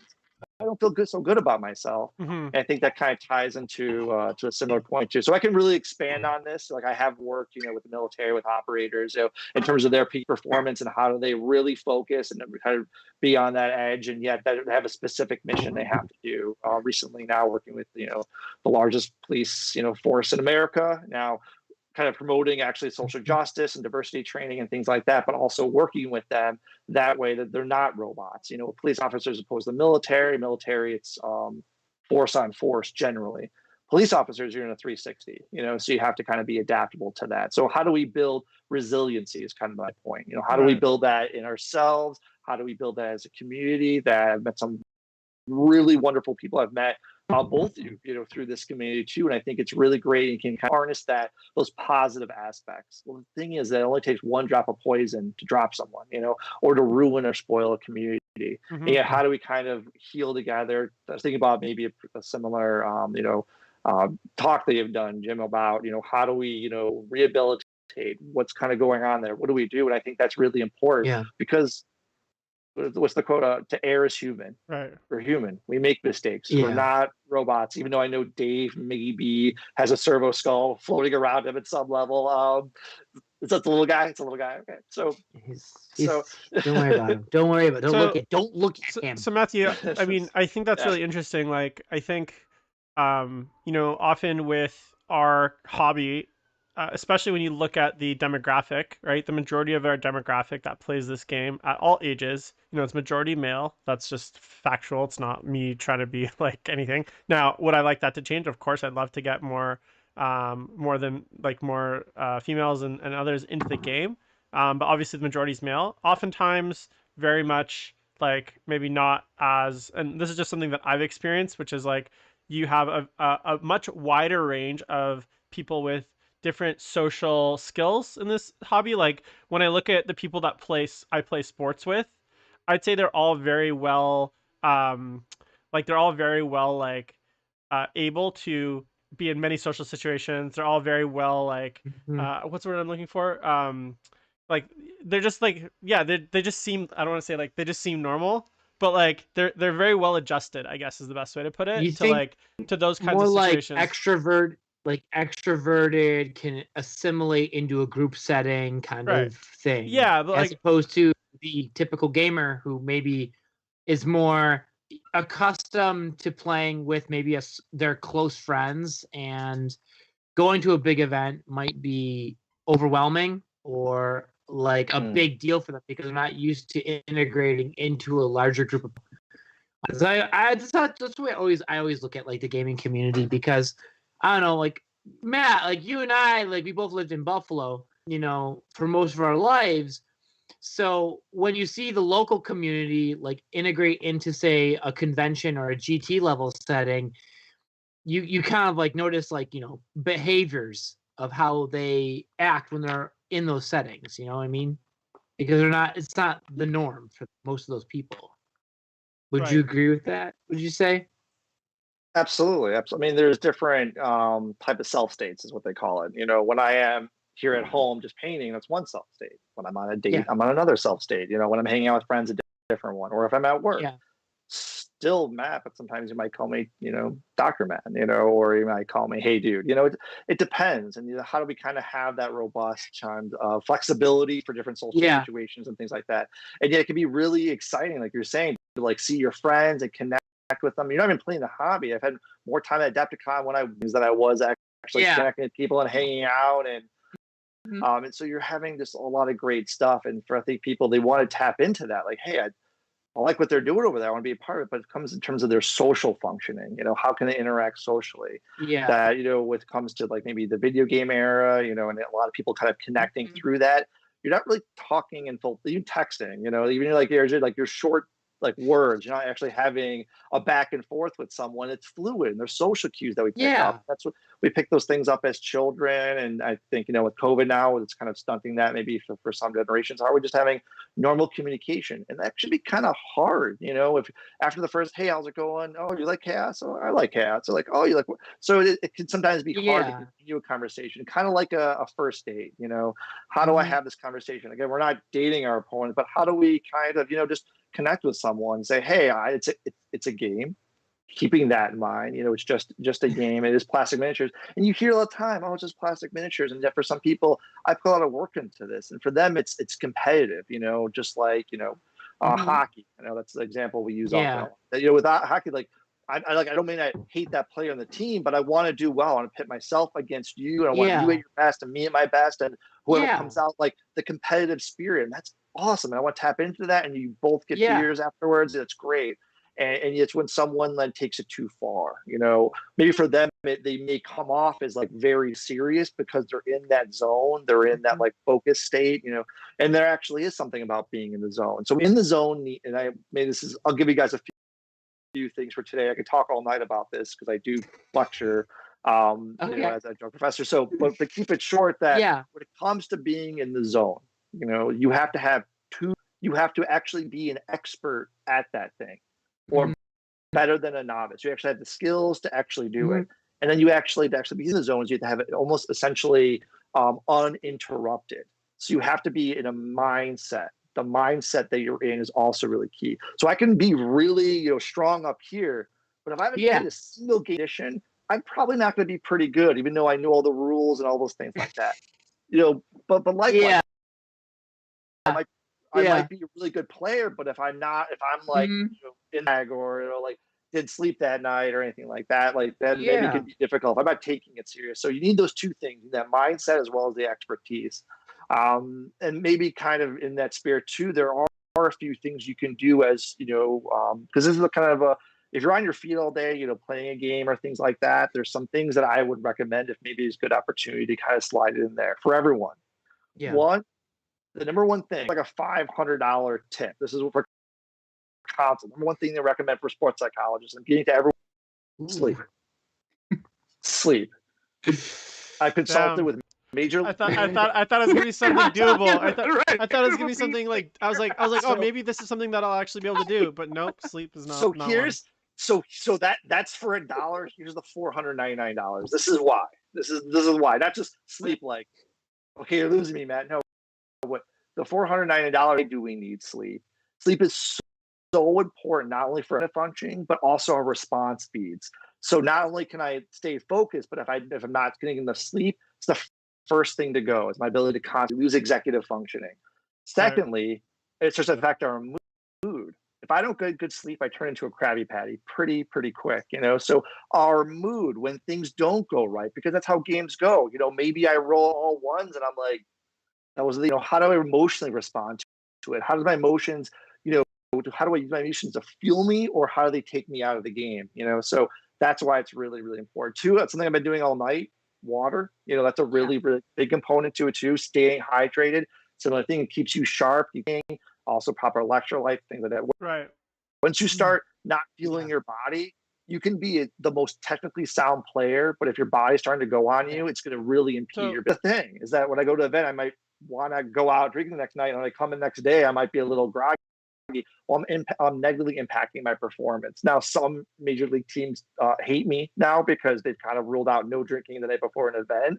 So I've got criticism from major league players. They're like, "What are you doing, Doc?" But then I say, "Hey, give me a season." They give me a season, and they're like, "Shit, you're right." Actually, that was the thing kind of getting in my way, because we would have a great, but you can also be social and not need certain things. Part of it, how do we have that connection? Yeah. Sorry, Jim, I cut you off. So that's like, I mean, that might be possible for some people. That I actually have an issue where I, like, in those social situations, because I do have like slight bits of anxiety, I often turn to drinking and other things to keep myself feeling like normal, I guess. And it doesn't make me feel normal, but like, I guess it helps take the edge off. And I think a lot of people are like that, where, I'm fairly like extroverted when I can be, and I work with a lot of people in my life, but oftentimes I do turn to alcohol and other things in those social situations to help overcome some of that anxiety. So is there any advice you can give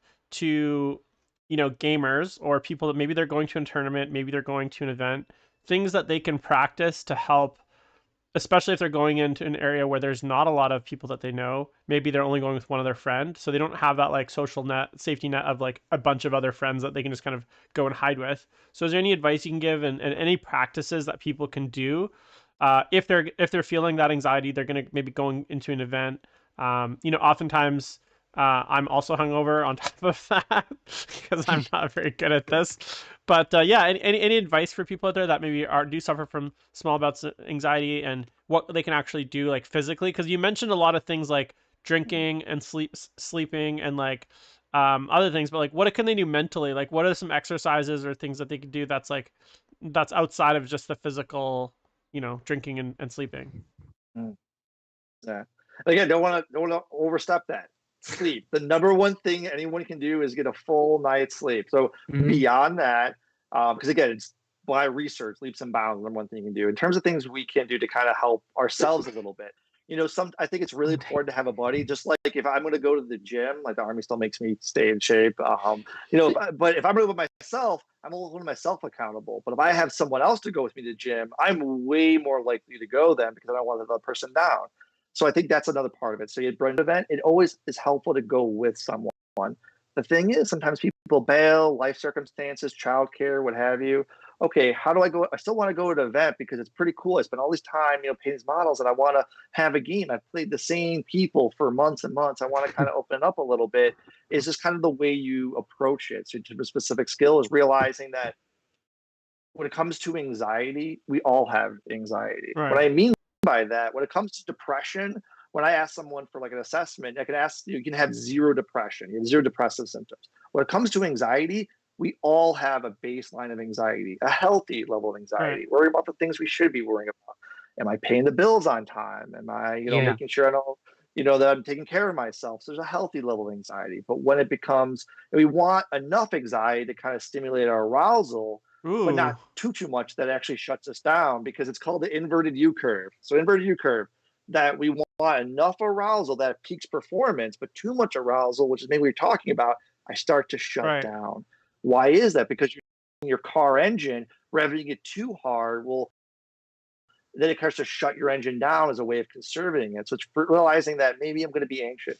Social situations are awkward for anyone, and how do I kind of engage it? How do I speak to this person for the first time? So when I go to an event, even if I don't know anyone early, a tip would be, just to be like, no one, a lot of people probably don't know other people. So we're all kind of like just waiting for someone to make the first move. Maybe you're at like a bar, what the heck, and you're like, is this someone I want to like, approach?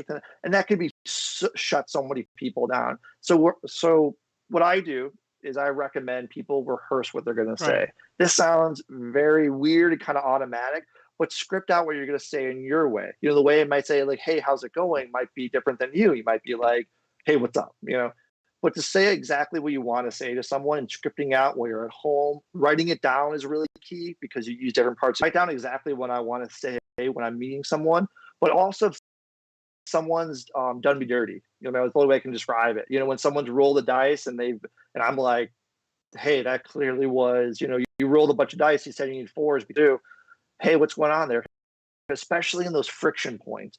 Rehearse what you're going to say, even if it's just a few lines to say, that's not cool, I noticed this. You don't want to say like, hey, you messed up, because then you're citing blame. You say, hey, I noticed this behavior.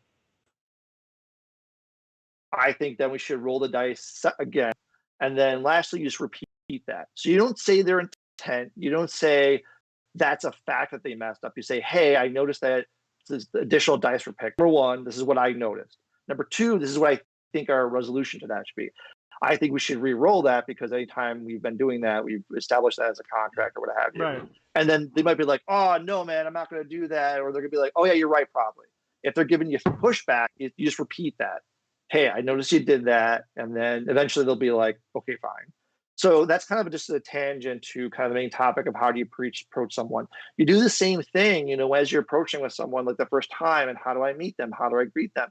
Have a back and forth besides just, hey, how are you? You play Warhammer, I play Warhammer. For a lot of times for me, because of the hobby focus, I'm looking for I was looking at armies when I first get there, because I'm like, that's cool.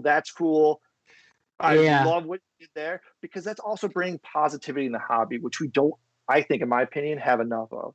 We don't have enough people. For every 10 people who are like, I really dig your shit, that's awesome, I put a lot of effort into that. It might look like Picasso as opposed to, some other art, might be like pieces together, but you can tell they put a lot of effort into them.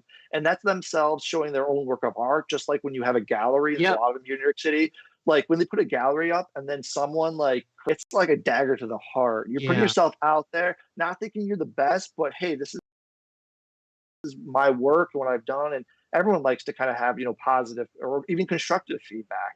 But when the things don't go negative, but for some people, it feels good to stick the dagger in. So it's your mindset. How do I approach this? I'm approaching this that I'm just going to play 3 games. If I meet 2 people, cool, but it's not necessary. So maybe I find someone and I connect to their army.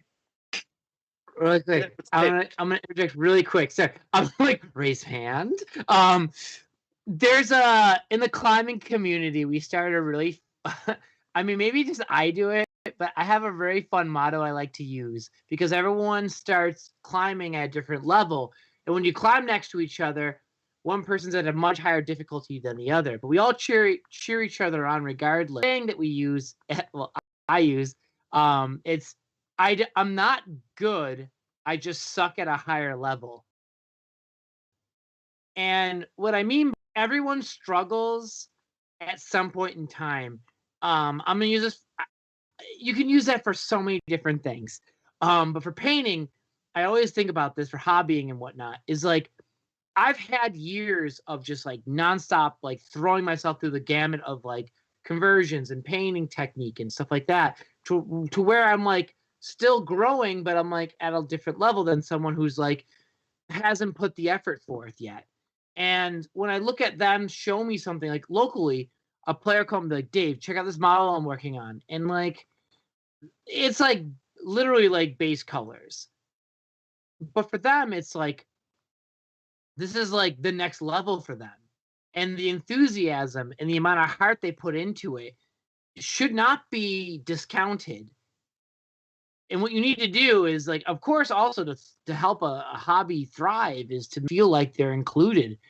And so, of course, like I knew what we all know what it was like when we barely knew how to prime a model, you know, like we know what that feels like. It might have been a long time ago. You know how it felt like to struggle that way. And that our struggle of being like for all of us is probably like, oh, like object source lighting or like freehand work. Like that's our struggle. But our struggle is no better than the people that are like trying to get in on it. So it's important that we all like recognize that like your struggle is not greater than mine. It's equivocal. Everyone's struggling. Yeah. Everyone struggles. Everyone struggles in different aspects of life. Everyone's struggling. Yeah. Everyone's also hustling. And I say this too because it's appreciating that struggle that we all go through, whether we have our own demons or our own hardships or what have you. Everyone's dealing with a lot of stuff. And yet when you kind of when someone comes to the table and maybe there's having a bad day, not about you, maybe it's about them. But I think you're right in terms of like everyone's struggling with things, but how do we have more positivity and kind of more reflective of the effort, you know? Because if you say something's good or bad, you know, you're essentially assigning it to something. Either then the person may feel that either they're good or bad, you know, as opposed to, hey, I like the effort you put into this. I'll detail there. It might not be your style, you may not dig it, but you can kind of reflect on the effort. And that kind of makes me to a singular point, and maybe something that kind of maybe imposter syndrome, that a lot of times it comes with this of perfectionism. And there's been a lot of studies about Instagram, about social media, influencers, you know, but they're essentially this like top 1 or less percent of how people look in terms of how attractive they are, or for our purposes, like actually like models. So you have people who are getting paid to be full-time models. Their standard is way up here. And if you start to get in the hobby and we're somewhere here, people just have natural talent and abilities. But typically when it comes to our type of hobby, you have to practice. You have to practice to kind of represent. And yet people are trying to think of my first model. Yeah. Can I ask you a quick question? And also for Jim, when it comes to hobbying, painting, whatever you have, did you have to work hard for it? Do you feel it came natural? This is a question I have to ask both of you guys because it's actually a really important question I think we all have to ask ourselves. Like, so Matt, like, what do you think? I don't know. I think it's like I'm terrible at 2G. Like 2D, absolutely awful. So my freehands took a lot of work to get good. I would have to practice multiple times. Yeah. Keep it small. And so, when I came to certain models, like some parts of it were easy, but like anything, you have to practice. I think I wanted to be good. I was like maybe a teenager first going like using, you know, just straight from the pot, slapping on like why isn't my box, you know, why is it not looking at the bottle like really dejected? Because I was aiming for perfectionism as opposed to meeting my own, my own expectations. I think there's other things that I've like picked up just naturally. When it comes to painting, I think our classes, when I wasn't doing 10,000 other things, you know, in college, because for me, it was really that process. And even if it looked like garbage afterwards, I'd be like, well, that was kind of my point. My point was to practice this. And so with perfectionism, you see, you know, NBA players, things of that nature. What you see is them in the spotlight on that court. What you don't see are all the wind sprints they did before that. All the times they didn't make that free throw shot and then they tweaked it a little bit, or tried, you know, a slap shot and just went way off as opposed to I think I think that's a bit of a false dichotomy because I don't think, I'm not saying, I know when it comes to the things that I do, I'm not saying that I want to be like a golden Slayer sword best painter in the world, right? So I think I think it would be incorrect to say that I'm holding a standard equal to people that get paid millions of dollars a year, the equivalent model equivalent. To David's question first, I had to work very hard at it, and I'm now at a place in my painting and my hobby where there's certain things that I would like to be better at, like freehand, my sculpting. I can paint to a much higher level than I often do because I like to find a good balance of speed. Ultimately, as much as I love painting, I also like playing with my models. And so trying to find a balance between speed Yeah. and quality is important to me. And my Ragnar Black Mane conversion is probably like the model that I spent the most on recently in the last like eight months, and that would take me upwards of 3 to 4 hours. That was a gorgeous model, by the way. Yeah, so that was a model that really Sorry. pushed me. And what I've learned over the years is that if I want to learn a technique or get good at something, I can. I just have to go practice. I have to do it. I have to apply myself. And the problem is though, like with my Ragnar, for instance, the techniques I use to paint that model, I wouldn't ever use again to paint an army. I would only ever paint another competition piece or a model that I was trying to really paint the best possible. And generally, unless again it is like maybe something that I just really want to invest that time in, I'd much rather paint it to like an 8 out of 10 in my eyes than a 10 out of 10. But what I do know is I have zero art skills outside of like painting Warhammer.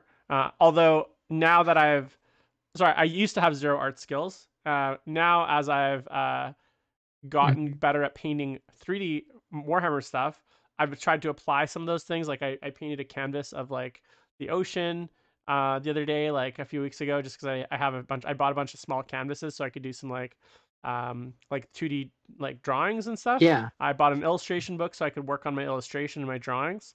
So these are areas that I know that if I spend time and I apply myself, I will get better. But it was a very long time. I've been painting since 1998, so almost 22 years, right? So now my painting progress, my ability did not increase at a linear way, right? Like there was a year where I really worked hard, I got better, and then it flattened out, and then I applied myself and I got better. So I know that there's a process there that if I really want to improve on my painting, I could. Like I don't feel like I've hit my ceiling. Like I can't do it. Now painting is very interesting because unlike but on the flip side, I play hockey. It doesn't matter how much I could spend the rest of my life training for hockey, and I would never be in the NHL. So with painting, I think there is a way that I could see get myself getting to the level where I could maybe win a Slayer sword or win a Golden Demon. Like that is very much in the realm of I feel of my ability, right? Because now obviously with That's amazing. hockey being a physical sport, I can never do that, right? There's just physical impossibilities there, and it's too late for me. So yeah, so I have had to work really hard at it. Even still, I do work hard at it. My goal is always to try to every new project, I try to learn at least one new thing. So with my like there'll be an army where I'm like I want to work on my freehand, so I'm gonna really work on my freehand on this army. So I'm gonna try to do as much freehand as possible. Or I might work on my edge highlighting, so that's gonna be the thing I want to improve on. So I definitely feel like there is that. But yeah, I don't think I put myself to an unrealistic standard, and maybe that is false. Like maybe I do hold myself to a high standard, but the thing is like in my professional career, I've been, I look, and this isn't like me bragging. I know I'm smart and I know I'm capable, and so when I do something, I know that I can do something unless there's like a physical limitation, like I'm just like hockey, for instance. I know that anything in my heart of hearts, I feel like I'm capable of doing anything at a very high level. There's nothing that I feel like is beyond my abilities, especially when it comes to like things that are maybe like mental or they aren't that don't require me to have to do like a 6 foot vertical jump to dunk a ball, right? So these are the kinds of things that I feel like I have those elements, and I work really hard both professionally and in my hobby life. I'm doing 3 podcasts a week plus streaming plus commission painting plus editing YouTube plus my real life job plus my like personal life. That's just the way I am. I am an intense go both feet in all the time person. And so when I do that, that's just my mentality. That's what's made me so successful in my professional life. It's what's made me successful in my Warhammer life when I was like actually good at it in many years ago. It's just it's that ability to totally immerse myself into something and totally take it on. So with that said, though, yeah, like I think sometimes I do think it is detrimental. You mentioned that I think you said it was like a U curve of anxiety, right? Obviously, there's like when there's a difference. Anxiety and excitement are both good things, but you don't want the excitement to turn into anxiety, right? You don't want your work ethic to be so you to feel like you want to always push yourself, but you don't want to have high standards. But if your standards are too high, you'll never achieve them, and then that leads to this kind of perpetual disappointment. So finding that sweet spot where you're always kind of chasing that carrot, but it never feels unachievable, and you never feel like you're failing. Like you're always making some progress or some movement towards it. And that is ultimately like what I try to do. But as I said, I like to do things quickly, and I like to do things a lot. Like I have a very addictive personality, in some good ways and in a lot of bad ways. Like it means that I get addicted to lots of things that are unhealthy for me as well, and that's something that I've struggled with my whole life. But right now with like this stuff, I'm trying to really channel it into, I haven't really been seeing my friends. I haven't been going out, as I mentioned earlier. I've been really just focusing and trying to put all my energy and things my time that I spend into like content creation and into podcasting and into painting and into, all that stuff. So that's kind of, yeah, that's kind of my, I guess, my approach. But Yeah, I think you're onto a lot of great stuff, and maybe I can just reflect back on two quick points. Yeah, it wasn't to say that like you personally were, saying this goal. I'm saying that it's oftentimes when maybe someone like approaches or they see these beautiful models on Instagram, and then they see their models and they compare the two. Not saying you, but maybe other people do. They maybe feel shut down as opposed to having a community where, hey, let's all paint something together. It's kind of like bringing that into it, or like, hey, who wants to work on, maybe washes, things like that. Not, non-metallic metal, because that's a higher level skill level. But I think you're tapping into a lot of great stuff there, Jim. And the idea of like, how do we set small achievable goals? You want to make it, like you said, the balance of it's too easy. I don't feel very good. If it's way too hard and I don't succeed on it, well, I feel terrible because I haven't succeeded on it. So how do I make it just enough? Like, how do I push my brush skills that much? Or I'm going to try a different thing. And the idea is to not beat yourself up if you make a mistake. And that's for a lot of people too, is that they'll like aim for it, they didn't get it, and then maybe it's internalized and they're like, oh, this is, but no, it's, if you're trying something new, you're more likely to fail than not. And yet there's also a cultural piece that we should succeed at everything we do and be perfect at everything we do to some, societal level. And yet that's not always the case. How do we set, reasonable goals for us? Because that's where we find the enjoyment. Because sometimes too, if we're pushing ourselves or striving too hard, or if I have this amazing model, well, then maybe the pressure on me to make my next model really amazing. And that's sometimes what you'll see for like high performing athletes and things like that they got there and they're like, I don't know how I'm going to maintain this. That's why injuries happen a lot. Burnout happens a lot, with athletes, is because they're trying too hard to, to be perfect, as opposed to kind of finding that next thing, a different approach. If they try to stay perfect, it's a failure. What can I do next to, improve my game? How am I improving my passing for hockey? Or how am I doing this? How am I working on small things that also keeps me intrinsically motivated? Because it's a successful trait for a lot of people in terms of businesses such as yourself or things like that. You need that work ethic. Absolutely. And if you want to be good, I think, especially as there's more people involved, you have to kind of put that time into it. And that's a part of it. Again, that's why I say earlier, you don't see that struggle. And I think I kind of maybe to kind of put a bow on it, it's the idea of what you asked earlier, when someone kind of new comes to, maybe it's a RTT, or it actually will be, when things start to open up, maybe it's a 50-minute tournament. How do I meet someone new to say, hey, I really like what you did there. Oh, my name's Matt, and then you kind of just naturally you just make it about something outside of both of you, because you start trying to like strive yourself, it could be weird, but you make it about something specific. And then during a game, or you get assigned with someone, just realize like, hey, this is another person too that's just trying to have a game. Sure, maybe there's a small percentage that are trying to go for like the top, but most people that go to tournaments are not gunning for the top 10. Right. They're gunning for like hey, how do we tell all these stories of how I needed, boxcars to make this assault and I rolled it and holy shit, or hey, I needed to roll, one and I did, now all my blood letters come back and now I'm gonna take out this night and like, and then you would have drinks about it afterwards. And like, but you have a drink God, I with miss that that. person too. They were able to share that experience. And that's why I think with PTS, I will never learn that because I'm not having that interaction, Yeah. at least for me. But I think it's a great outlet. Just like I think this hobby is a great outlet for a lot of people. I think supporting it with community, like I know Ryan Horton, all the Du Bois guys are really good at promoting now, like, stores that are up there, new up and coming. They're really building the community up that's upstate New York. And this is one example, because I'm sure that's happening all across the country. And I think obviously living in New York City, we're very big on supporting local, especially here in Brooklyn. And so how do we support the local community? Because that will tie in and connecting with people and holding them accountable. And from that, I realized then I can balloon that to others in terms of how I meet people and hang out with them and kind of managing our own expectations. And it comes to like what our goals are for the hobby and how they align with our values. Is my goal for the hobby be number one, ICC hobby track? Like some people like go for it. And there's going to be challenges involved. There's going to be setback, but that's my goal. Well, I'm going to have to work this hard for it. But it can be really hard to, how do I manage my own expectations? Maybe I set my goal of going 3-2 at a big event. And for me, that's amazing. If I went to Adepticon and went 3-2, I'd be like, this is, or 3-1 or whatever the breakdown is. And so this idea of how do you set your own goals and kind of say, maybe this time I'll play one more game and beat them. Or what did I learn from this game too? So that's another thing that we haven't talked about yet. And what are we doing, before an event to prep for it? What are we doing during the event, to kind of have good conversation through? I think communicating is so important. How do we work through challenges? Because you're going to have those friction points. And then what am I doing afterwards? What's my recovery like? How am I like breaking down models? How am I actually like, it might be a little bit creakier, in terms of your bones, how am I resting them? But also how am I reflecting on that? Or how am I having conversations after a game, especially against high level players?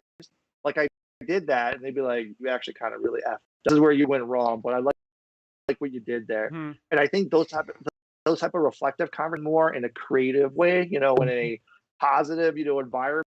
Like, don't just say like, hey, man, you really messed up there, but like, hey, can I offer some feedback? If the person's like, no, because they're really upset because they think the game didn't go their way, cool, man. But if you calm down a little, let's have talk. They'll go for a walk to cool off. Actually, I just really wanted this game to work because it was so close. And with really good to really bad are a lot slimmer. So you're having more closer games. And how do we continue to be human through them? So that's it. But again, I could talk all night, but I'll stop here. Absolutely. Matt, all right, well, sorry. I do. Go ahead, David. Sorry. Let's say, Matt, we talked earlier on about the resilience. We need to work on our resiliency as players.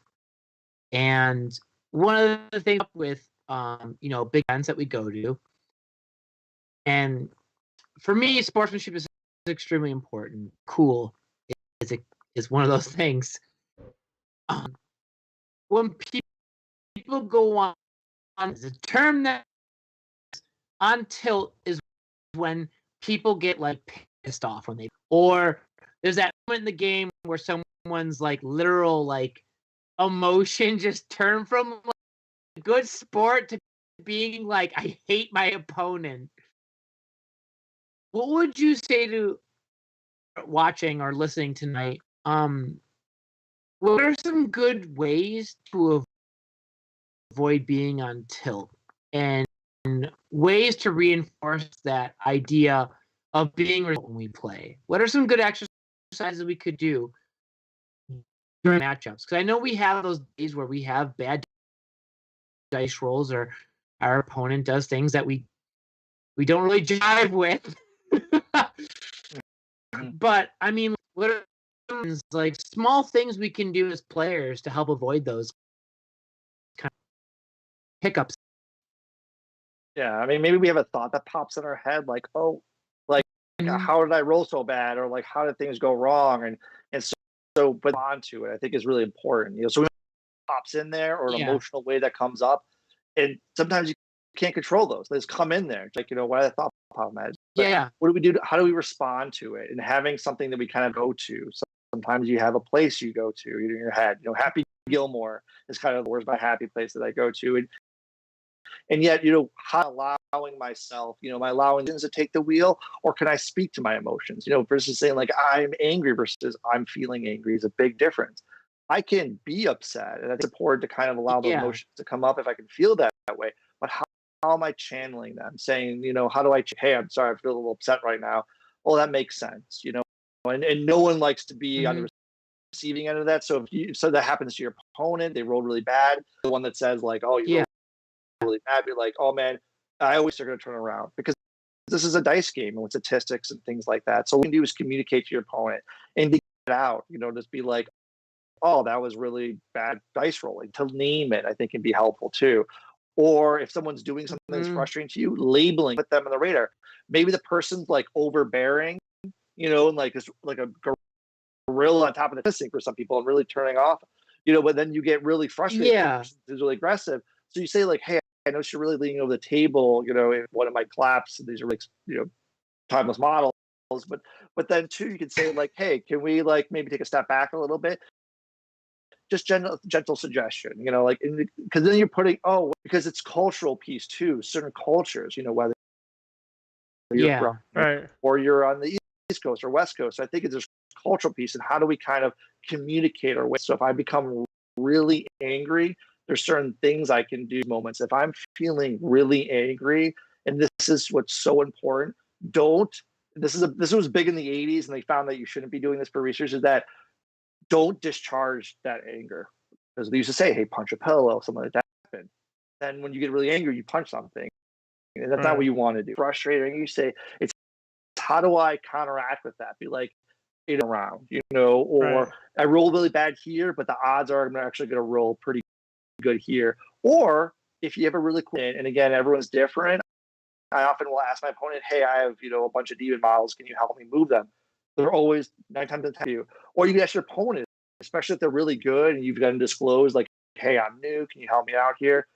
What do you think I should do here? Should I go over there or there? And they'll help walk you through it a little bit. So, because you can get really frustrated, paralysis by analysis. Like, I think all these things, and then, okay, how do you break it down? So there's some other tricks you can use, but it's dependent on the thing, what do they tell themselves in response? Okay. I think that's so important.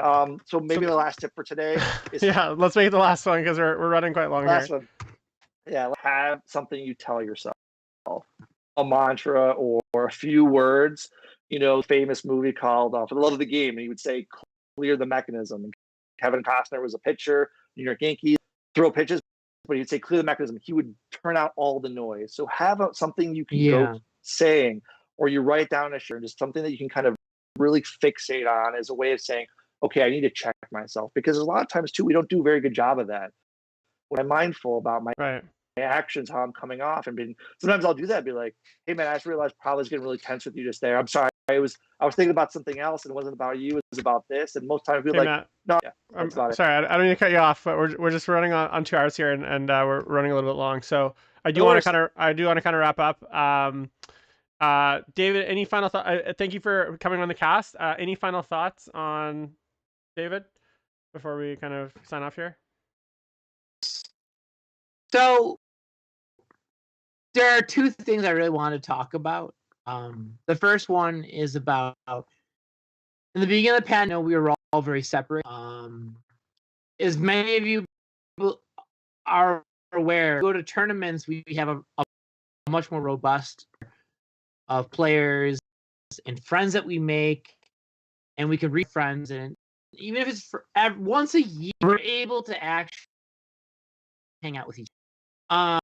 So during the pandemic, it was very difficult, and during that time, I reached out to a lot of friends, and we went on Skype or Instagram on my Instagram, and we just like talked, and we and just shot the shit, and I did it, and I did it with Matt as well.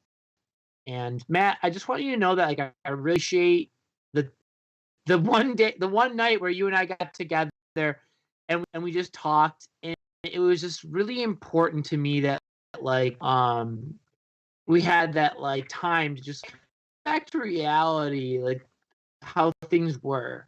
I just want you to know, both of you, that I'm very appreciative of like getting that time to really like hang out, escape, and just remember that we can still paint models and hang out and laugh and talk about like personal shit or talk about model stuff or painting. Like, I hope anyone who's listening, I hope you guys also find, that community during all of this. I know some countries to socialize and go to events again pretty regularly, like Australia or New Zealand or something, or even like places. But in the U.S., I know it's still very difficult in some areas, and I just want to I really appreciate the access that I had to you guys to hang out and to remember what it's like to still laugh and build models and hobby shit with people and drama. And it's a lot to me. And there's a second thing I need to talk about, and it's the last week really on me, because last week we talked about my friend at an event about cheating, and yeah, I defend a cheater. I defend a friend, because you're more than a, and I think it's really important to you to remember that this is just a game. And I know some people want to be something more, but at the end of the day, and your friends mean more to you than a game does. Being said, I have a lot of expectations as gamers, and I finally got to talk to TJ for a while, and we talked pretty extensively about when I was last weekend, and he told me a lot of stories that he received death threats, that he goes for a shit out of them. There's a lot of people, a lot of venom. I want you guys to know, if you guys don't like the idea, it's important to remember that you remember that we're trying to be, and when you cast that kind of negativity, that kind of aggression as a person you probably don't even know, it looks bad on all of us. I that we can all be better, and you guys know that I know there's a lot of anger towards being wronged at an event, but it doesn't justify sending death threats to someone you barely know, because that person probably has a lot to deal with on their own, emotionally very heavy, and they have to deal with what they did. I mean, a lot of us know what it's like to deal with something very heavy that they fucked up on, and it's us as a community that to forgive. And there's a time call Alex Harrison yell at him when he's playing a game, calling him a cheater. Is that the kind of community you want? It's not. We want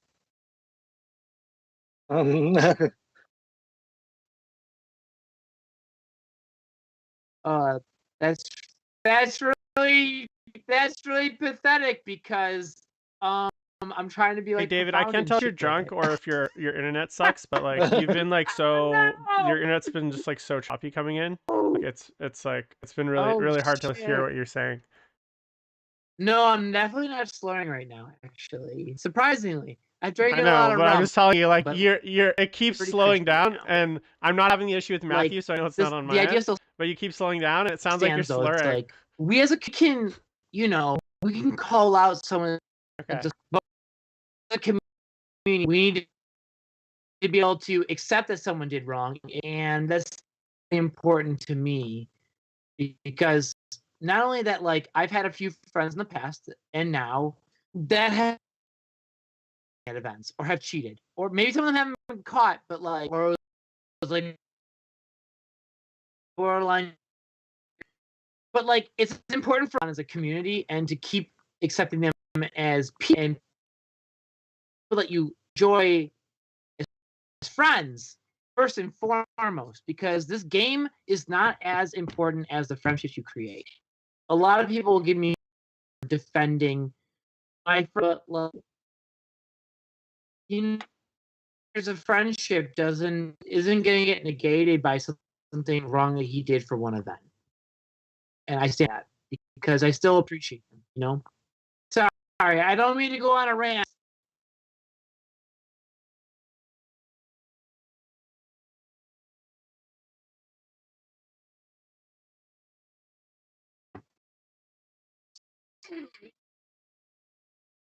Absolutely.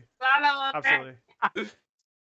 And no, it's okay. It's no, it's great. And it was a great segue, David, because if you're interested in hearing about whether 40K should be an esport, tune in next Tuesday on Politics and Plastic, where I have Val Heffelfinger talking about that exact subject.